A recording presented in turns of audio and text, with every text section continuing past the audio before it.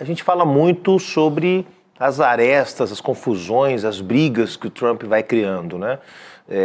E com tradicionais aliados dos Estados Unidos, como é o caso da Europa Ocidental, os países que integram a OTAN, o Canadá, mesmo o México, que tem um governo de centro-esquerda nesses últimos anos, mas que também, historicamente, é um parceiro comercial e geopolítico dos Estados Unidos. Queria te fazer uma pergunta que pouca gente faz quando se fala de Trump. E os aliados do Trump? Que arco de alianças... Perdão, que arco de alianças o Trump está tentando construir? Porque ele aparece buscando uma pacificação com a Rússia enquanto briga com a China, manter as melhores relações possíveis com Israel. Agora a pergunta é, que aliados e quem ganha com essa política do Donald Trump de protecionismo, talvez podemos até chamar de um neoimperialismo, né, no continente americano? Quem é que são os aliados que podem ser atraídos para essa agenda que para a gente parece de isolamento, mas alguém deve estar ganhando com isso, né? Isso é curioso, porque a gente pensa nos primeiros aliados de primeira hora do Trump. Israel, a partir de não necessariamente por causa de uma aproximação com Netanyahu em si, mas por uma ideia de Israel como um paraíso da extrema-direita, né? Então você tem a ideia de Israel como se fosse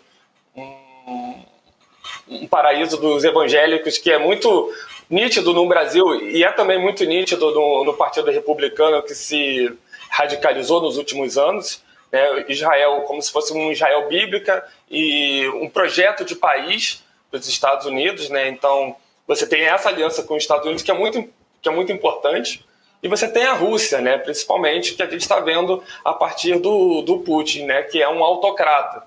Então é interessante a gente pensar nos Estados Unidos com Trump, não necessariamente pelo que vai ser bom para os Estados Unidos economicamente ou politicamente, mas o que é bom para o Trump, né? E para o Trump, que tem um projeto autocrata, né? Se não necessariamente uma ditadura fechada, mas de um projeto autocrata mesmo, de perpetuação no poder e de desprezo às democracias liberais, é importante pensar que, nesse sentido, ele vai estar contra tudo o que representa. Então, por exemplo, a ONU, a OMS... tudo essa institucionalidade que foi criada pelo sistema internacional no pós-guerra, ele vai ser contra isso, né?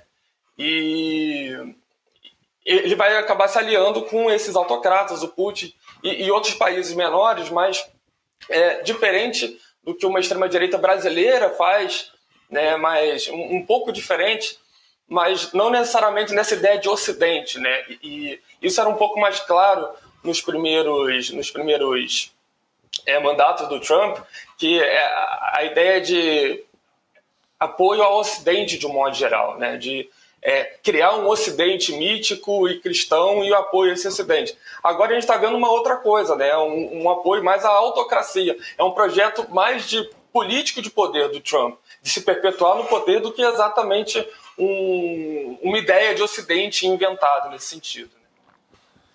Ótimo, professor. Eu tenho uma curiosidade para saber tua opinião sobre a relação com o Brasil, mais específica. Por conta do Brasil estar ali colado no BRICS, vai pagar um pouco esse pecado aí, segundo a visão do Trump, de estar ligado ao BRICS, formando um novo bloco no mundo? Eu acho que depende, né? É muito errático a política do Trump, e é para ser errático mesmo, né? A gente pensar qualquer política de extrema-direita é errática em si, porque não é exatamente uma ideologia, mas é uma maneira de se pensar o mundo que você tem que sempre buscar confronto. Então vai ser errático, né? Vai ser contraditório ao longo do tempo, né?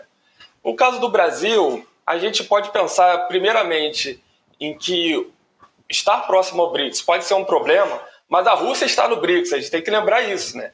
Ele está muito apoiado no Putin. Então, eu acho que, mais do que BRICS, e pensar qual o governo que a gente tem no Brasil, né? Porque a gente tem um governo Lula, que é um governo de esquerda, e você tem um planejamento do Trump como a maneira como se faz a política mundial de sempre ter aliados, né? Então, eu acho que ele vai virar as costas para o Brasil nesse momento, mas para tentar, de alguma maneira, trazer um aliado. Se não for o Bolsonaro, um outro aliado. E aí, independentemente de BRICS, ele vai apertar a mão do Brasil quando tiver esse aliado, se ele conseguir, evidentemente. Eu estava lembrando aqui, né, que ontem, Juliano e Chico, a gente conversou com o Jamil Chad e ele estava contando que conversou com o Steve Levinsky de como as democracias morrem, dizendo que ele perguntou, né, a respeito dessa política e do extremismo do Donald Trump e ele diz o que falta para ele ser considerado, né, um extremista. Sim. O Jamil estava questionando, né, estava provocando, na verdade, o Steven a respeito disso. E justamente alguém tão especialista sobre democracias, de como elas funcionam. Então, acho que tem tudo a ver também com a área de pesquisa do professor que pesquisa a extrema-direita, né? Eu queria te ouvir também, professor, levando em conta a sua área de atuação, né? O Trump ele está jogando com tudo que ele tem nesse início de mandato, né? E como um instrumento de pressão, ele tem taxado países e aí ele recua e volta, enfim. Essas idas e vindas criam um espetáculo e a gente estava falando de objetivo final disso, né? Até quando ele pode puxar essa corda? Quer dizer, quando se esgotam essas cartas na manga do Donald Trump e quando ele pode começar a ter um revés, como ele já vem até tendo, né? Produtores de soja, por exemplo, nos Estados Unidos, e o agro tem sido muito incomodado também e está se manifestando. A gente não sabe direito. O que a gente pode dizer é que a extrema-direita, de um modo geral, ela precisa da estetização da política, né? A política tem que ser sempre estética, tem que ser sempre o confronto, tem que sempre eleger inimigos novos. A partir do momento, se ele começasse a trabalhar de fato a partir de questões técnicas, econômicas ou qualquer coisa que